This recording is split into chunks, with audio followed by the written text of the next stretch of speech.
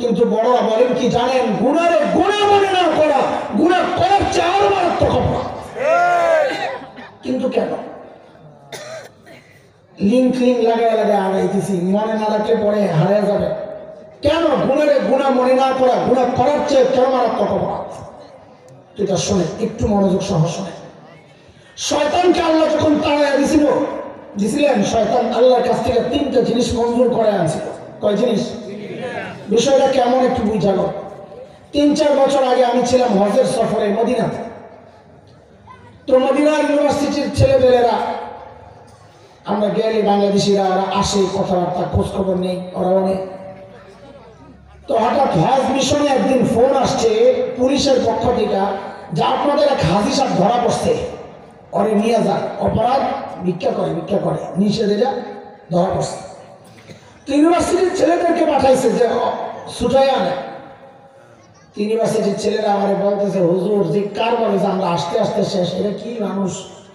ওই যায় দেখি পুলিশ স্টেশনে যায় দেখি সারি যে বৈশা দিয়েছে, হ্যাঁ কোনো অনুশোচনা নাই চেহারার মধ্যে, অনুতপ্ত হয়ে যাচ্ছে, অপরাধ করছে চেহারায় বোঝা যায়, নিশ্চিন্তে পাওয়ার কাছে হাত দুটা নাই, হাত কাটা। তো বললাম যে সাক্ষাৎকার পরে আগে গাড়িতে ওঠাই। তো গাড়িতে ওঠাই জিজ্ঞেস করছি হাত কাটা কেন এরকম? তো বলে হুজুর আসিলাম ডাকাত। তো ছাত্ররা কয় আমার একটু, হুজুর ওর বলার যে ঢং মনে হয় যেন ডাকাতি কোনো অপরাধ না, একটা সম্মানজনক পেশা।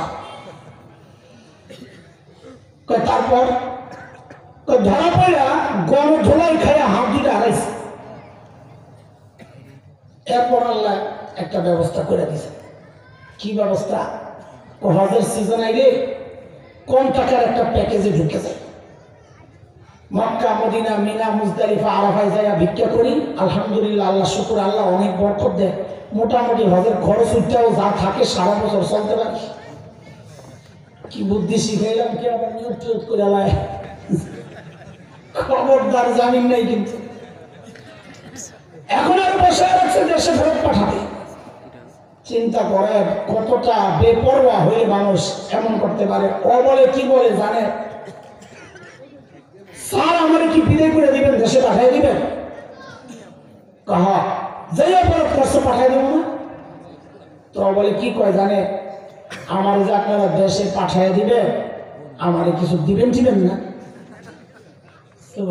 চিন্তা করে, হ্যাঁ কিছু দিবনি, হ্যাঁ আমি আশা বলিস।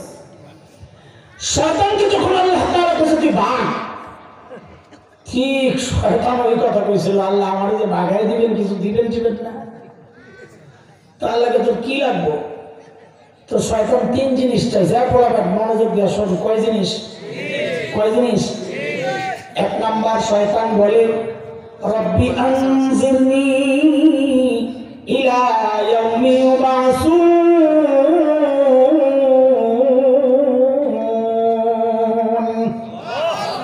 আল্লাহ আমার পুনরুত্থান দিবস পর্যন্ত হায়াত বাড়ায়া দেন। আল্লাহ বলেন ইন্নাকা মিনাল মুনজারিন, যা দিলাম যা, কি করবি তুই কর যা। আল্লাহ দুনিয়ায় যায় যে বলবো বনি আদমের তো অনেক সন্তান হবে, আমি যে জায়গায় ডাক দেবো আয় খেলা হবে, তো আমার তো কর্মী লাগবো, তো কি চাস? আমারও কিছু বাচ্চা দেন না। তো আল্লাহ বলেন যা তোরও বাচ্চা হবে যা। তো শয়তানের বাচ্চা লাগবে, চাইলো কার কাছে? কথা বল, সবাই বলেন শয়তানের বাচ্চা লাগবে, চাইলো কার কাছে? আরো জোরে বলেন কার কাছে? হ্যাঁ কার কাছে? হ্যাঁ আবার বলেন। তাইলে তুমি শয়তানের চেয়ে খারাপ। শয়তানের বাচ্চা লাগলে ও চাইবে আল্লাহর কাছে, আর তোমার বাচ্চা লাগলে তুমি চাও মাজারওয়ালা, কবরওয়ালা, খাজার কাছে। তুমি শয়তানের চেয়ে খারাপ। শয়তানের আকীদা ওরা তোর থেকে ভালো আছে। ওই যে আমরা মাঝে মাঝে বলি না শয়তানের বড় না, অনেকে খুঁজে পায় না শয়তানের বড় না আবার কেমনে হয়। পোলাবেন লেখা লিস্ট বানাবি একটা, কে কে শয়তানের বড় না, একটা পাওয়া গেছে। যেটা সন্তান চাইব খাজার কাছে, বুঝতে হবে শয়তানের বড় না, কারণ শয়তান সন্তান চাইছে কার কাছে? কি কথা কি ঠিক না? কেউ থাকে আল্লাহ হেদায়েত দিক। মাথা যে কত মোটা মানুষের, দেখেন তো বাচ্চারা যে চায়, কোন বাচ্চা চায়, মরা বাচ্চা না জিন্দা বাচ্চা? জিন্দা চায় না মরা চায়? জিন্দা। একটু দেখেন তার মাথা কত মোটা, কত বোকা। জিন্দা মানুষ চায় কার কাছে? দেখেন কার আছে মাথায় কোনো বুদ্ধি, খালি জিন্দা মানুষ চায় মরা মানুষ কাছে। হায় খোদাল্লা, মানুষের কি দিছে মাথা? শয়তান কয় আল্লাহ যা দিলেন এটি দিয়া তো বাহিরে হামলা চালানো, ভিতরে ঢুকে একটু পরিকল্পনা ষড়যন্ত্র করা লাগবে না। ওরা কি চাষ করে না বলে আমি মানুষের রগে রগে দৌড়াইতে চাই। আল্লাহ বলেন যা, ওইটাও দিলাম। নবী আলাইহিস সালাম বলেন ইন্নাশ শাইতান ইয়াজরি মিনাল ইনসান মাজারাদ দাম। শয়তান মানুষের রক্তের রেশায় রেশায় দৌড়ায়। শয়তান যখন 3 অফার পেয়ে গেছে, পাশে বসে বসে আমার বাবা কান্না করে। কে বাবা? কে জোরে বলেন? এত আসতে কে? না না, এই জন্যই তো গন্ডগোল। বলবেন নবী আদম। বলেন আমরা কার সন্তান?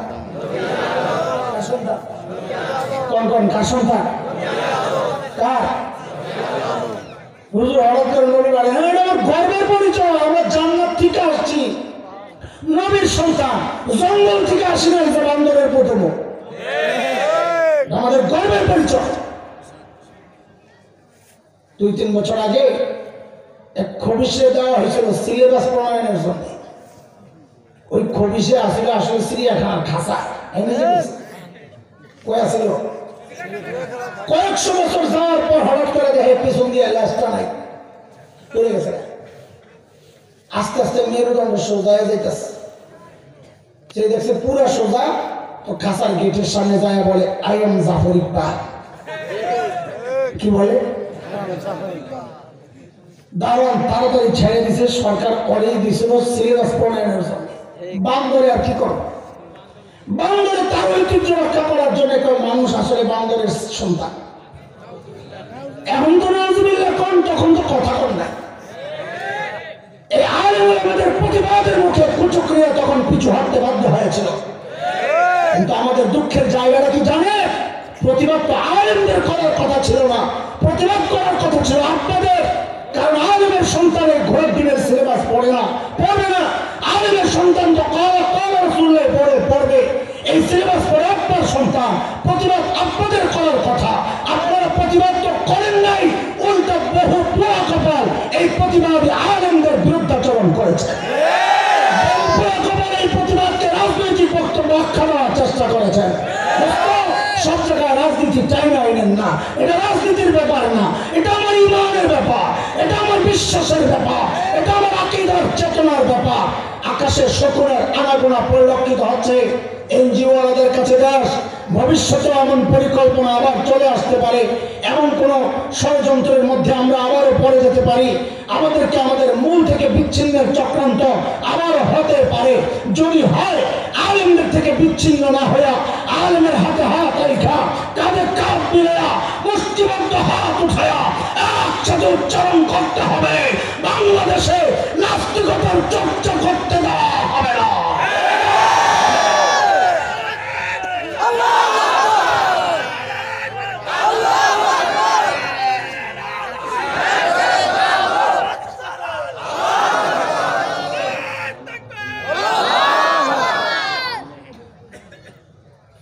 মনে আছে কে কান্না করতেছে? নবী আদম। বলেন সাবাস। কে কে? আমাদের বাবা নবী আদম। কেন কান্না করে? শয়তানের সব সুযোগ সুবিধা দিয়ে দিলে এখন আমি আমার পোলা প্যান্ট হয়ে এই শয়তানের লাগে সংসার কেমনি করব? সব অপশন তো তার। তা আমারও কিছু দেন।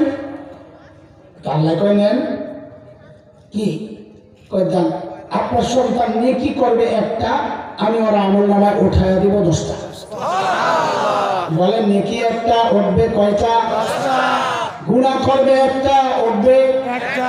বলেন নেকি একটা উঠবে 10টা, গুনাহ একটা উঠবে একটা। আল্লাহ বলেন মান জাআ বিল হাসানাহ ফালাহু 10 আমসালিহা ওয়া মান জাআ السيئة فلا يجزى إلا مثلها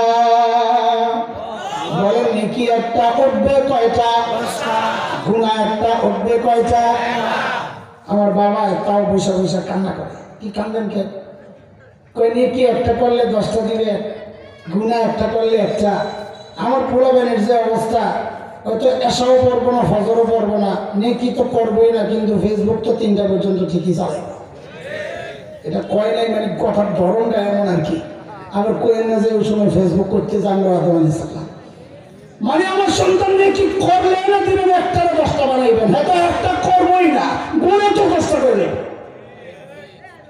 তো আল্লাহ কয় হারে কি ডরাইছে শয়তান আল্লাহ আমাদের আরেকটা সুযোগ দেন না তা আল্লাহ বলেন জান দিলাম কি আপনার সন্তানকে আমি ফেরেশতা দিয়ে ব্রেকেট দিয়ে নিরাপত্তা দিয়ে দিব যেন শয়তান কাছে যেতে না পারে সূরা রা'দে আল্লাহ বলেন লাহু মুআক্কিবাতুন মিন বাইনি ইয়াদাইহি ওয়া মিন খালফিহি ইয়াহফাযুনাহু মিন আমরিল্লাহ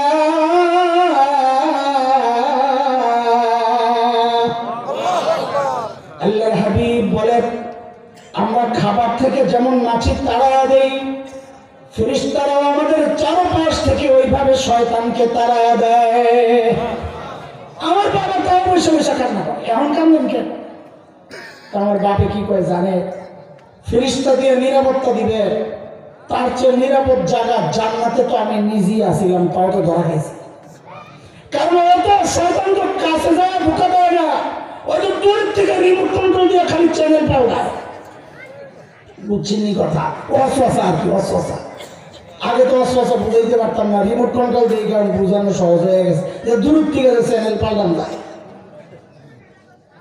তো আল্লাহ তাআলা দেখছেন আমার বাবা তো বড় পেরেশান তা আল্লাহ কি বলেন জানে আপনার সন্তানের জন্য আপনার মায়া আছে আর আমি যে রব খালাক তো দিয়া দেয় নিজ হাতে যে বানাইছি আমার মায়া নাই আমি একটা স্পেশাল সুযোগ রাখছি আমার বান্দার জন্য ঠিক আছে জান আপনি ওইটা নিয়েই দুনিয়ায় চলে যান বলে ওইটা কি তো আল্লাহ বলেন আমার বান্দা গুনাহ করতে করতে করতে করতে করতে করতে জীবন পার জীবনের শেষ সময় আইসাও যদি খালি একবার বলে ও আল্লাহ আমি ভুল করেছি আমাকে মাফ করে দেন আমি তার জিন্দগির সব গুনাহ মাফ করে দিই কয় গুনাহ বলে কয় গুনাহ 100 বছর গুনাহ করলেও সব ডিলেট সব মুছে দেব একবার তওবা করলে সুবহানাল্লাহ আসলে আগে একটু কেমন কেমন লাগলেও অলরেডি দেখা আর এখন কেমন কেমন লাগে বুঝলেন না কথা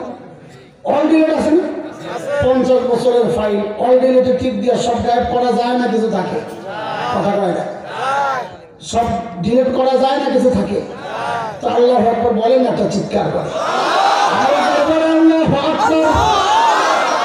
আরে দোস্ত আমার তোমার হাতের বানানো কম্পিউটারে যদি অল ডিলিট অপশন থাকে অ্যাক্টিভ দিয়ে যদি সব গায়েব করা যায় আমার মালিকের ক্ষমতা বুঝি কম্পিউটারের চেয়ে দুর্বল আমার আপনার মালিক আমার গুনার ফাইলের মধ্যে অল ডিলিটে টিপ দিয়া একবারে সব মুছতে পারেন কি পারেন না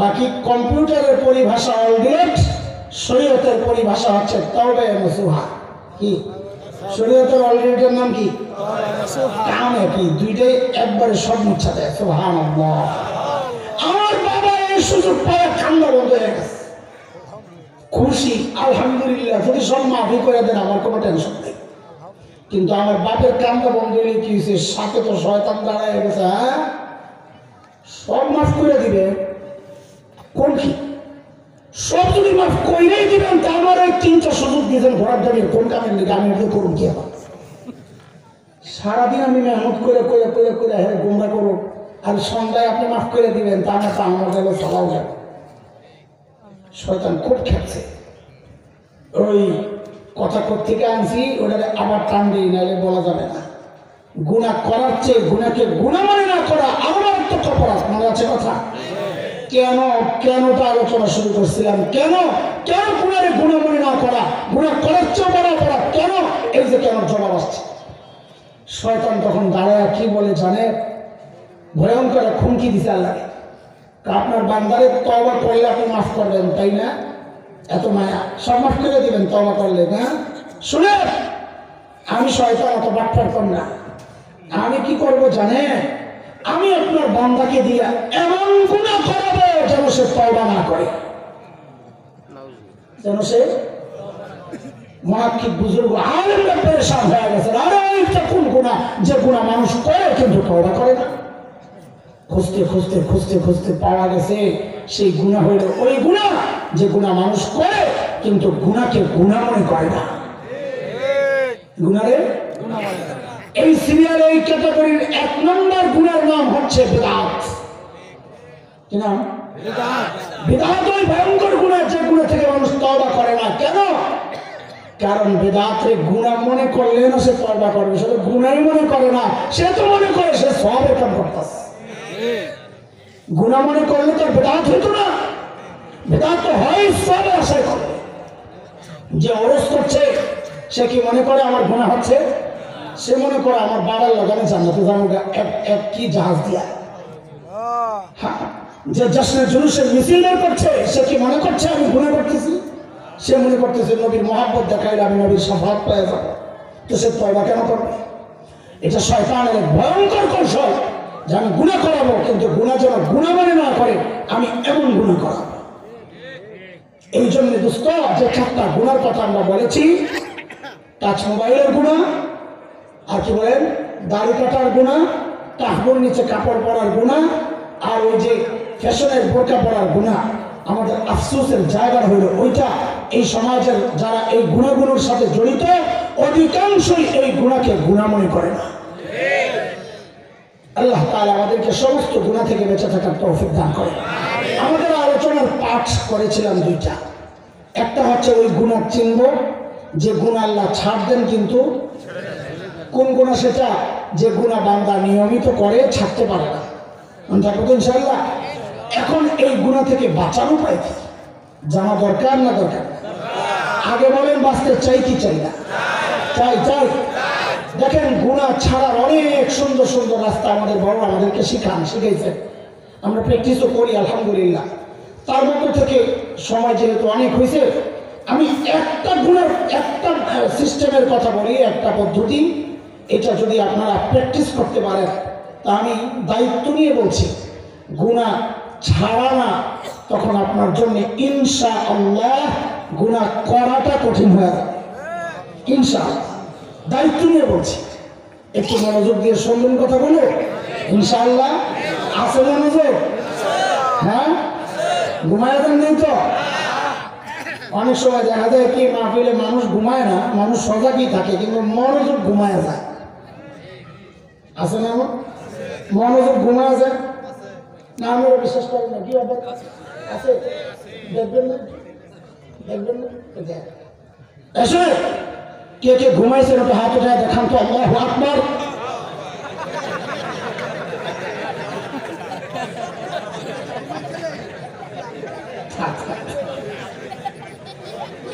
আচ্ছা ঠিক আছে ঠিক আছে ঠিক আছে, ঘুমাইলে হাত ওঠেনি। মানুষ সজা কিন্তু মনোযোগ ঘুমে। দলিল ছাড়া কোনো কথা বলা যাবে না, দলিল আপনাদের সামনে। না না, মনোযোগ দেওয়া লাগবে। একটা হাত ওঠার দিকে আল্লাহু আকবার। মাশাআল্লাহ, আল্লাহ হাতগুলো কবুল করেন। খেয়াল করেন, খেয়াল করেন। বিশেষ করে আমার যুবক ভাইরা, আমার সন্তানেরা, আমার পরিবার টুকরা সন্তানেরা, আমার মায়েরা, আমার বোনরা, সবাই একটু মনোযোগ। এ ভাই, মানুষ যখন আমরা গুনাহ যখন করি অথবা করার ইচ্ছা করি অথবা গুনার দিকে যখন আগাইতে থাকি, 2টা ভাবনা আমাদেরকে গুনাহ করতে উৎসাহিত করে। কয় ভাবনা? এক, একাকিত্ব। একাকিত্ব, এই ভাবনাই মানুষকে গুনাহ করতে খোঁচায়। আমি তো একা। এই ভাবনার বিরুদ্ধে আল্লাহ জবাব দিচ্ছেন, ওহুয়া মাআকুম আইনামা কুনতুম। বান্দা তুমি একা না, তুমি যেখানেই থাকো না কেন আমি আল্লাহ সাথেই আছি। দ্বিতীয় ভাবনা, যে ভাবনা মানুষকে গুনাহ করতে উৎসাহিত করে, সেটা হচ্ছে সে যখন মনে করে আমাকে কেউ দেখছে না, তো আমাকে কেউ দেখছে না। এই ভাবনা মানুষকে গুনাহ করতে উৎসাহিত করে। এই ভাবনার বিরুদ্ধে আল্লাহ জবাব দিচ্ছেন, আলাম ইয়ালাম বিআন্নাল্লাহা ইয়ারা। ও জানে না আল্লাহ যার দিকে তাকায় হয়েছে? এবার আমাকে জবাব দেন এই দুইটা কথাকে একসাথে করে। আমরা গুনার দিকে আগাই না, অথবা গুনাহ করলে দুনিয়ার কেউ না দেখলে একজন দেখেন, তিনি কে? আর একটু জোরে বলেন, আবার বলেন। জবাব ঠিক আছে,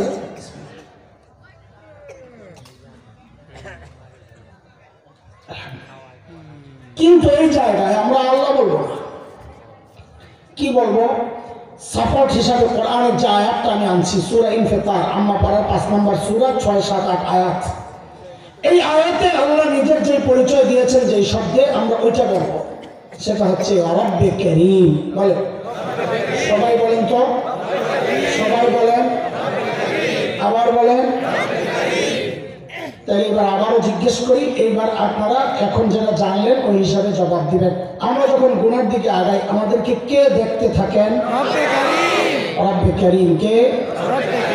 তিনি শুধু দেখতে থাকেন না, তিনি তখন ডাকতে থাকেন। আমাদের মুরব্বীরা আমরা ভুল অপরাধ করলে ডাক দিতেন না, কেন করস, ডাকতেন না? আল্লাহ ওইভাবে ডাকতে থাকেন। তো বলেন, আমরা গুনার দিকে আগাইলে বা গুনাহ করতে থাকলে আমাদেরকে কে দেখতে থাকেন? কি করতে থাকেন? দেখতে থাকে না। বলেন, দেখতে থাকে না। কি বলে ডাকেন? এটা আল্লাহ বলছেন নিজে। আল্লাহ বলে, ইয়া আইয়ুহাল ইনসান মা গররাকা বিরাব্বিকাল কারীম।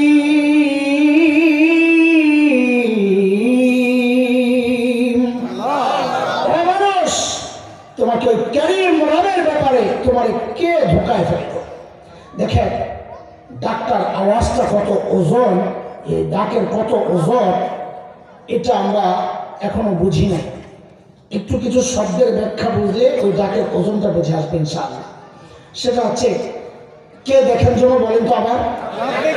এখানে দুইটা শব্দ, একটা কারীম আর একটা রব। বলেন, কারীম। আরবিতে কারীম কাকে বলে, রব কাকে বলে, এটা একটু বুঝেন, তাহলে ডাক্তার ওজনটা বুঝে আসবে ইনশাআল্লাহ। কারীম কাকে বলে? আরবিতে কারীম বলে ওই দাতাকে যিনি না চাইতেই দেন। না চাইতে, বলেন, এই চোখ চায়া পাইছি না, না চায়া? কান চায়া পাইছি না, না চায়া? হাত পাও চায়া পাইছি না, না চায়া? আচ্ছা একবারে জবাব দেন, আমার শরীরের কোন অঙ্গটা না চায়া চায়া পাইছি? চায়া পাইছি কোনটা? সব না চাইতে যিনি দিয়েছেন তাকে বলে কারীম। বলে, তাকে বলে দেওয়ার পর আবার সংরক্ষণ করেছেন, লালন পালন করেছেন, তাকে বলে রব। তাকে বলে, তাকে বলে। ডাক্তার ওজনটা বোঝার জন্য একটা উদাহরণ বোঝান। আমার সাথে একটু থাকতে হবে, আপনাদের মানে যুক্ত থাকতে হবে। বলেন তো, মানুষের মধ্যে আমাদেরকে সবচাইতে বেশি ভালোবাসেন যে মানুষটা, মানুষের মধ্যে এমন একজনের কথা বলেন তো, তিনি কে? আবার বলেন। আরে মায়ের কলিজায় যে কত দরদ আর মায়া আর মমতা আর ভালোবাসা, মা ছাড়া দুনিয়ার কেউ বুঝবে না। মা জানে না, মাকে যে আল্লাহ বানিয়েছেন সে আল্লাহ জানে, দুনিয়ার কেউ বুঝবে না। মা এক ভিন্ন চরিত্র। এক সাহাবী অসুস্থ, হযরত আলকামা। নবী আলাইহিস সালাম দেখতে গেছেন হযরত বিলাল হাবশী এবং আরো কিছু সাহাবী সহ। আলামত দেখে নবী বুঝছেন সময় শেষ। কিছু একটা অনুমান করে মায়ের কাছে খবর পাঠাইছেন, ওকে আপনি মাফ করে দেন। মার মনে একটু দুঃখ ছিল, ব্যথা, অভিমান করে মা বলে, না আমি ওরে মাফ করব না, আমার কষ্ট আছে। নবী আলাইহিস সালাম বলেন, আপনি মাফ না করলে তো ও জাহান্নামের আগুনে জ্বলবে, মা মাফ করবে না। নবী বলেন, কিছু শুকনো লাকড়ি নিয়ে আসো। শুকনো লাকড়ি আনো, আইনা আগুন জ্বালায় দাও, আগুন লাগাও। ইকরামার আলকামার মা যদি আলকামাকে ক্ষমা না করেন, আলকামা তো জাহান্নামের আগুনে জ্বলবে। তো আমরা দুনিয়ায় আগুন জ্বালাই আলকামারে এমনই জ্বালাই দিই। হায় আল্লাহ, যেই না নবী এই কথা বলেছেন, এখন আলকামার মা বলেন কি, ইয়া রাসূলুল্লাহ, আমি আলকামারে মাফ করে দিছি, ওরে আগুনে ফেলায় না। এর নাম মা, এর নাম। আমি আমার বাচ্চাদেরকে মাঝে মধ্যে বলি, এ মা চিনো, মা পোলা পাই শোন, তোরাও শোন, বলে মা চিনো, মা হচ্ছে ওই মানুষ ঘরে খাবার আছে, যা। মা যদি মনে করেন এখান থেকে আমি যদি খাই তো আমার বাচ্চারা পেট পুরে খেতে পারবে না, মা ওই মানুষ প্রচন্ড ক্ষুধা পেটে নিয়ে ওই মুহূর্তে একটা অভিনয় করে বলবে, আম্মুর বমি বমি লাগতেছে, আম্মু খাবো না, তোমরা খায় না। মা ওই মানুষ, ঘরে আপেল আছে 3টা, বাচ্চাও 3টা, মা ওই মানুষ ওই মুহূর্তে বলবে, আম্মু আপেল পছন্দ করি না, তোমরা খায় না। ঘরে একটা ভালো খাবার তৈরি হলে যে মানুষটা কোনোদিন আমাদের মুখে না দিয়া খান নাই, তার নাম আজীবন এই স্যাক্রিফাইস যিনি করেছেন। পাশে বসে কথা বললে আমি কেমনে কথা বলবো? আজীবন এই স্যাক্রিফাইস যে মানুষটা করেছেন তার নাম। এই জন্যই তো ওলামারা মা আর বাবার মাসআলা আলাদা করছে। কি মাসআলা? কোন সন্তান যদি বাবা মার আগে মৃত্যুবরণ করে তো মাসআলা হইল বাবা সন্তানের লাশের পেছনে পেছনে যেতে পারে, বাবা সন্তানের কবরেও নামতে পারে। বলে কেন? বাবার কলিজায় কি মায়া নাই? বলে আছে। বাবাও চিৎকার করে করে কান্না করবে, কিন্তু বাবাকে আল্লাহ ওই মনোবল শক্তি দিয়েছে, বাবা সন্তানকে শোয়া নিজে কান্না করতে করতে উপরে উঠতে পারবে। কিন্তু কোন মায়ের জন্য সন্তানের লাশের পেছনে যাওয়া চলবে না, কোন মায়ের জন্য সন্তানের কবরে নামা চলবে না। কেন? কারণ দুনিয়ায় এমন কোনো মা নয় যে সন্তানকে দাফন করার জন্য কবরে নেমে সন্তানকে শোয়া নিজে সুস্থ অবস্থায় উপরে উঠবেন, এমন কোনো মা জগতে নাই। সন্তানকে শোয়া নিজের লাশ হয়ে শুয়ে পড়বে। এরে ভাই বন্ধুরা, একটু বলেন তো, এই যে মার কলিজা এত দরদার মায়া মমতা, কারণটা কি? মা আমার একটা চোখ বানাইছেন সেই জন্য, মা আমার একটা কান বানাইছেন সেই জন্য, একটা হাত বানাইছেন। একবারে জবাব দেন, মা আমার শরীরের কোন অঙ্গটা বানাইছে? বলেন বলেন, কি বানাইছে? কি বানাইছে? কিছুই না, কিছুই না। অল্প কয়েকদিন ভাড়াটিয়ার মতো পেটে ধারণ করেছে, হওয়ার পরে লালন করেছে, তাতেই মার কলিজায় এত মায়া। মা কিচ্ছু বানান নাই, তাতেই মার কলিজায় এত মায়া। তাইলে যে আল্লাহ আমার চোখ বানাইছেন, ওই আল্লাহর কত মায়া। যে আল্লাহ আমার জিভ বানাইছেন, ওই আল্লাহর কত মায়া। যে আল্লাহ আমার হাত পাও বানিয়েছেন, ওই আল্লাহর কত মায়া। যে আল্লাহ আমাকে এত এত নিয়ামত দিয়ে বাঁচায় রাখছেন, ওই আল্লাহর কত মায়া। বলে জালিম, তুমি কি দেখো না কত মায়া? আর আমি আর তুমি যখন দরজা বন্ধ করে ভেতরে গুনাহ করি না, আয় হায় হায়, আমার মালিকের কত মায়া, ভেতরে গুনাহ চলছে, আর আমার মালিক ওই গুনাহ অবস্থায় দরজার নিচে দিয়া বাতাস আর অক্সিজেন পাঠায় দিচ্ছেন যেন আমি মরে না যাই। ভাই, আমি আর আপনি যখন গুনাহ করতে যাই না, মালিক তখন এই কথাগুলো মনে করিয়ে দিয়ে দিয়ে ডাকতে থাকেন, কি ইয়া আইয়ুহাল ইনসান মা গাররাকা বিরাব্বিকাল কারীম।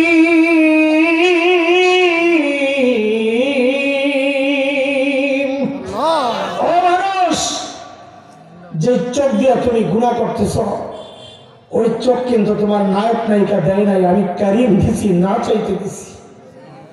যে কান দিয়ে গুনাহ করতেছ, ওই কান কিন্তু তোমার গায়ক গায়িকা দেয় নাই, আমি কারীম দিছি, না চাইতে দিছি। আরে আমার দেওয়া আমার দিয়ে তুই আমার নাফরমানি করছস। মা গাররাকা বিরাব্বিকাল কারীম। আরে তুমি কে ধোঁকায় ফেললো? আমাদের বড় বড় ডাকের ভেতরে আরেকটা ডাক রয়ে গেছে। কি ডাক? আল্লাহ যেন বলছেন, এর বান্দা, তোর সামনে তোর বাচ্চা থাকলে তুই গুনাহ করস না, তোর লজ্জা লাগে, বাচ্চা তাকায় রয়েছে। মুরব্বী তাকায় থাকলে তুই গুনাহ করস না, তোর লজ্জা লাগে। তোর মা বাবা তাকায় থাকলে তুই গুনাহ করস না, তোর লজ্জা লাগে। আর আমি বলছি, আমি তাকায় তাকায় তোকে ডাকতেছি, তাও তুই গুনাহ ছাড়স না। কি রে বান্দা, কি হয়ে গেল তোর? আমার দাম বুঝি তোর কাছে ওই বাচ্চাটার চেয়ে কমে গেল না? আমার দাম বুঝি তোর কাছে তোর মা বাবার চেয়ে কমে গেল? হ্যাঁ, ওই বাচ্চা তাকায় থাকলে তুই গুনাহ করস না, আর আমি তাকায় তাকায় ডাকতেছি, তাও তুই গুনাহ ছাড়স না। মা বিরব্বিকাল কারীম, কে তোরে ধোঁকায় ফেলছে বল? বলে আল্লাহ কারীম তো এই সত্তা যিনি না চাইতে দেন, রব যিনি এগুলোকে বাঁচায় রাখেন, লালন পালন করেন, আপনি কি করছেন? বলে জালিম কি করছে? নিজের চেহারার দিকে তাকায় দেয়। আল্লাযী খালাকাকা ফাসাওয়াকা ফাআদালাক ফি আই সূরাতিন মা শাআ রাক্কাবাক। এ জালিম, তোর মতো সুন্দর করে আমি কাউরে বানাই নাই। দেখ কি সুন্দর দুইটা চোখ লাগাই দিছি সংরক্ষণের জন্য। ওই চোখের মধ্যে দেখ কি সুন্দর করে ঝাড়ু লাগাই দিছি, ঝাড়ু। ময়লা পড়ার সাথে সাথে একটু পানি বের করে ওই ঝাড়ু দিয়ে আমি আল্লাহ তোর ওই ময়লা পরিষ্কার করে দেই। আর জালিম, তুই যখন ঘুমায় যাস ওই চোখগুলো নিরাপদ হয়ে যায়, তোর তো কোনো খবর থাকে না। আমি রব নিজ দায়িত্বে উপরে একটা শাটার লাগায়া দিয়া ওই চোখটারে নিরাপদ করে দেই। আর তুই জালেম কি করস? ঘুমটা ভাঙ্গার সাথে সাথে ওই চোখ দুটো খুইলাই আমার নাফরমানি করা শুরু করস। মা গররাকা বিরব্বিকাল কারীম, কে তোর ধোঁকায় ফেলছে বল? এরে বাবা, দাড়ি পাইকা সাদা হয়ে গেছে, এখনো গুনাহ ছাড়তে পারে না। আমার চুল পাইকা সাদা হয়ে গেছে, এখনো গুনাহ ছাড়তে পারে না। জিজ্ঞেস করে আপনারা ছাড়বেন করবে গুনাহ বলেন? হ্যাঁ, কবে ছাড়বেন বলেন? আর কত বলেন না বাবা, আর কত হয়েছে তো, এবার থামেন না একটু, হয়েছে তো, আর কত কখন ডাক চলে আসে? হেরে যুবক, এমনটা ভাবার কোনো কারণ নেই। তোকেও আল্লাহ দাড়ি আর চুল পাকা পর্যন্ত টাইম দিবে তওবা করার। না রে বাপ না, কত বাবাকে দেখছি সন্তানের লাশ কাঁদে নিয়ে যাইতেছে। কে জানে কখন কার ডাক চলে আসে। আর কে জানে এই মজলিসে এমন কেউ আছে তার খবর নাই, সে বসে আছে এখানে কিন্তু তার কাফনের কাপড়টা চলে আসছে দোকানে। কে জানে কাউকে খবর পাইতে পারে। বয়ান করে গেল মাওলানা হাসান জামিল তো দুনিয়ায় নাই, চলে গেছে। কখন কার ডাক চলে আসে। হেরে যুবক, তোদের এক ভাই, কারো জনে চাচা, মুরব্বী, দাড়ি চুল পাকছে সেই হিসাবে বড়। আমার কথাগুলো যদি তোদের হৃদয় পর্যন্ত না পৌঁছে তাহলে হচ্ছে ভালো করে বোঝানোর ক্ষমতা আমার নাই। আমি বলি কি, তোরা আমার সামনে এসে পড়, তোরা আমার সামনে আয়, তোদের পাওগুলো আমার সামনে মেলা দে। আমি আর পাউনি জোরে ধরে বসে বসে সারা রাত কান্না করি, তাও তোরা গুনাহ ছেড়ে দে, গুনাহ ছেড়ে দে বাবা, গুনাহ ছেড়ে দে, গুনাহ ছেড়ে দে। আর এই গুনাহওয়ালা চোখগুলো আমি মালিকের সামনে দাঁড়াবো বলেন তো? এই গুনাহওয়ালা পাও নিয়ে মালিকের সামনে কেমনে দাঁড়াবে? এই গুনাহওয়ালা হাত নিয়ে মালিকের সামনে কেমনে দাঁড়াবো যখন আমার চোখ, আমার কান, আমার হাত পাও আমার বিরুদ্ধে আমার মালিকের আদালতে সাক্ষী দিবে? সেই দিন যেন চিৎকার করে কান্না করতে না হয়, ইয়া লাইতানি কদ্দামতু লিহায়াতি। আরে সময় মতো যদি একটু ফজি বানায় আসতাম, আজকে আর বিপদে পড়া লাগে না। বাম হাতে আমল নামা নিয়েই তো দিবে চিৎকার, ইয়া লাইতানি লাম উতা কিতাবিয়া। এই আমল নামা যদি আমার না দেওয়া হইতো। চিৎকার চেঁচামেচিতে কাজ হবে না। আল্লাহ আযাবের ফেরেশতাদেরকে হুকুম করবে না, চিৎকার চেঁচামেচি বন্ধ কর। যখন চিৎকার করার দরকার ছিল তখন কান্না করে নাই, তখন হাসাহাসি করেছে। এখন আর চিৎকার করলে কোনো লাভ হবে না। বলে খুযুহু ফাগুল্লুহু সুম্মাল জাহিমা সাল্লুহু। এগুলো ধর, বেরি পড়া, টাইনে হচ্ছে জাহান্নামে ফেলা। ওই কেমনে বাঁচাবে আল্লাহ বলেন, সুম্মা ফি সিলসিলাতিন যারউহা সাবউনা যিরাআন ফাসলুকু। 70 গজ লম্বা শেকল দিয়া পেঁচায় একটাই না ফেলাবে। হযরত আব্দুল্লাহ ইবনে আব্বাস রাদিয়াল্লাহু আনহুমা বলেন, ওই শেকল দিয়া কেমনে পেঁচাবে জানোনি? শেকলের মাথাটা নাকের ছিদ্র দিয়ে ঢুকায়া পায়খানার রাস্তা দিয়ে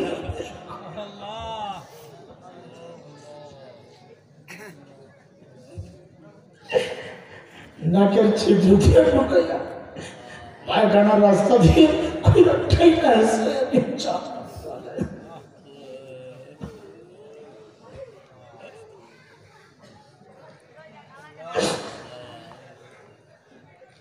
মেরে বাবা, ওই কঠিন মুহূর্ত থেকে যদি বাঁচতে চাই, এ আমার কলিজার টুকরা সন্তানেরা, ওই ভয়াবহ পরিস্থিতির মুখোমুখি যদি দাঁড়াতে না চাই, হাসতে হাসতে যদি জান্নাতে যেতে চাই, তো গুনাহ ছাড়তে হবে।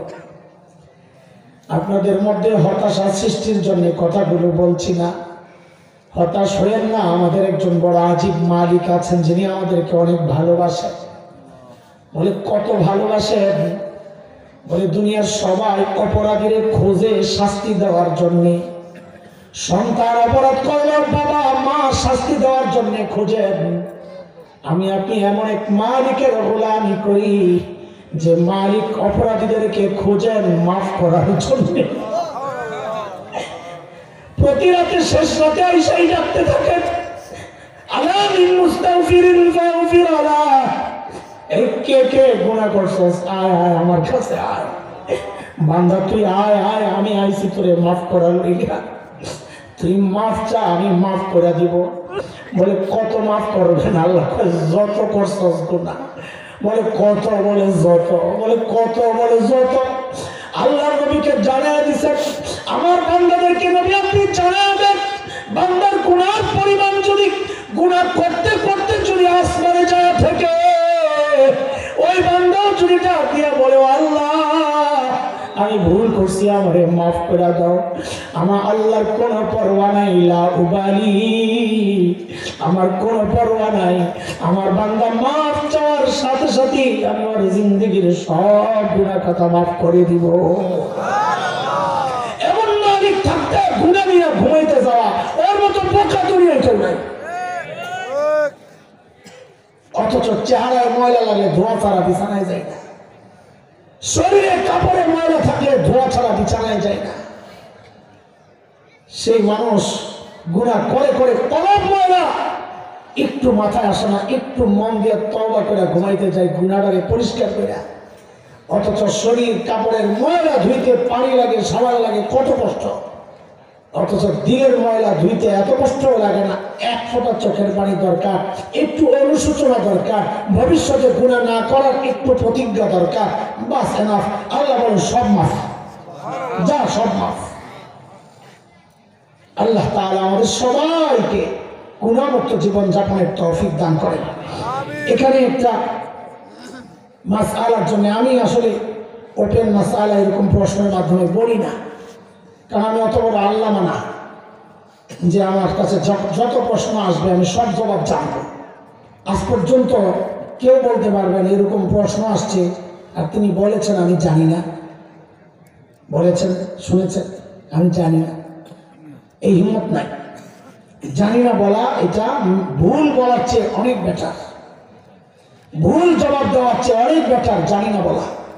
আমি জানি না, এই জন্য আমি এইভাবে জবাব দিই না। তবে এই মাসআলাটা জানা আছে, সেই জন্য জবাব দিচ্ছি, না হয় জবাব দিতাম না। এলাকার ঝামেলা সেটা হচ্ছে, হযরত জানাজার নামাজ 2 বার পড়ার হুকুম সম্পর্কে বললে ভালো হয়। হুজুর, এই মাসআলা নিয়ে এই এলাকায় বিতর্ক রয়েছে। আমাদের হানাফি মাযহাব মতে ওয়ারিস যদি প্রথম জানাজা পড়ে ফেলে, ওয়ারিস বুঝেন? ওয়ারিস বাবার মৃত্যুর পর, মানে যিনি মারা গেছেন তার মৃত্যুর পর তার সম্পদের ভাগ যারা পাবে তাদেরকে বলে ওয়ারিসের কেউ যদি প্রথম জানাজায় অংশগ্রহণ করে ফেলে, দ্বিতীয় জানাজা চলবে না, দ্বিতীয় জানাজা চলবে না।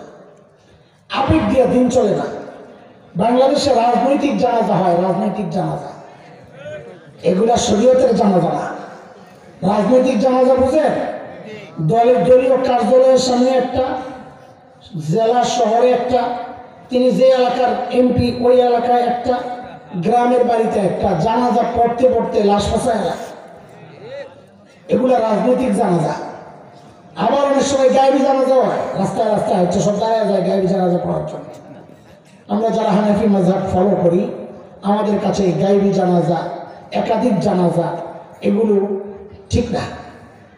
হ্যাঁ, ওই যে বললাম, যদি ওয়ারিশ না পড়ে তাও না পড়াই উত্তম, জানাজা একটাই পড়বে। দোয়ার রাস্তা তো খোলা আছে, নাকি জানাজা পড়লে আর দোয়া পড়া যাবে না? কথা বলেন, জানাজা মানে কি? জানাজা কি? এটা জানাজা কি? তো এটারে বারবার এইভাবে পড়তে হবে কেন? এমনি দোয়া করা যায় না? এমনি দোয়া করা যায় না? সুন্নতের খেলাফ কাজ করবো কেন? আবেগ দিয়ে আমি সুন্নতকে মাটি দিব না, বরং সুন্নত দিয়ে আমি আমার আবেগকে মাটি দিব। মন চাইবে একটা, আমি বলবো না আমার সুন্নত কি বলে, এটা হলো মনকে চাপা দেওয়া সুন্নত দিয়া। বুঝে আসছে? তাছাড়া নিজেদের মন মতো কোনো মাসআলা নিয়ে বিতর্ক করবেন না, এটাও খারাপ। আপনাদের মধ্যে ঝামেলা হয়েছে।